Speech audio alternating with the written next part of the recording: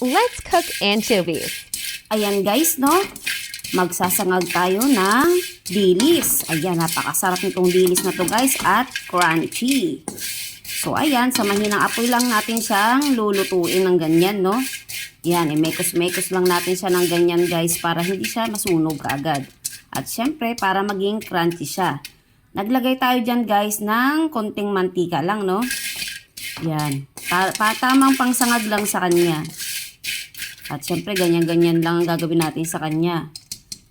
Yan, tansyahan lang guys ang pagluluto ng ganyan. Pag nararamdaman mo parang medyo mainit na, yan, ihahalo-halo mo na sa ulit. So, ayan lamang guys.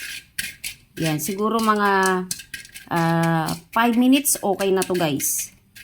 Yan, sa mahinang apoy lang natin yan niluluto, no? Yan, yung tamang apoy lang. Kasi pag nabigla yung apoy yung niluluto natin, masusunog yan. Papait yung ating nilulutong dilis, no? Ayan. Ganyan lang guys magluto ng dilis. Kaperasong mantika lang kasi bawal naman sa atin ang mantika na madami.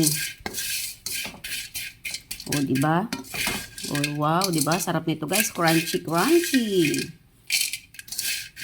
Okay na to guys. Thank you for watching.